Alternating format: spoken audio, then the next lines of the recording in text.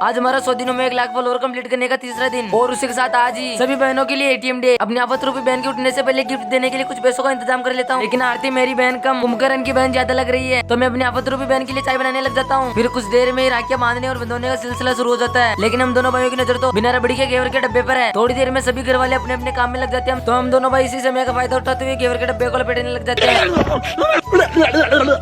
आज का शुभ दिन देखकर अपनी भैंस के ऊपर एक प्रैंक कर देता हूँ, क्योंकि हमारे घर पर मिट्टी रस से भरी हुई मिठाइयां होने पर भी अपनी भैंस को नींबू खिलाकर हैप्पी रक्षाबंधन बोल देता हूँ। तभी मेरे साथ एक घटना होती है, क्योंकि मैं तभी सोचता हूँ मेरे हाथ में जितनी राखियां उतनी हमारे घर पे मिठाई के डब्बे होने चाहिए, लेकिन कुछ नहीं है। और मैं जब इनको खोल के देखता हूँ तो ये सभी खाली पड़े हुए थे, और तभी मेरे खाली पड़ी हुई दिमाग में खुराफाती आइडिया था अपने पेट की इच्छा को पूरा करने के लिए अपने ताऊजी के घर पे जाके मिठाई खाने का। लेकिन यहाँ पर भी हमारे घर जैसा ही माहौल था, तो फिर अपने भैया के साथ तारक मेहता के नए वाले एपिसोड देखने लग जाता हूँ। तभी हमारे घर पर ये दोनों बच्चे आते हैं और बोलने लग जाते हैं कहीं घूमने चलते हैं। तो हम दोनों भाई इनकी ख्वाहिश को पूरा करने के लिए हमारे घर के पीछे वाले शमशान घाट में घुमाने के लिए लेके आ जाते हैं। कुछ देर में इन दोनों की फटके चार हो जाती है। फिर 5 बजते ही मम्मी पकौड़े बनाना शुरू कर देती है। पहले सब्जियां काटकर उसमें बेसन को मिलाकर सभी सामान को तेल में डालकर पकौड़े बनाने लग जाती है, लेकिन मुझसे रहा नहीं जा रहा। फिर थोड़ी देर में फाइनली पकौड़े बनकर तैयार हो जाती है, तो मैं जल्दी से खाने लग जाता हूँ। लेकिन रात हो चुकी है, फिर भी मेरी बहन ने अभी तक राखी नहीं बांधी। पता नहीं ऐसा क्यों कर रही है मेरी बहन।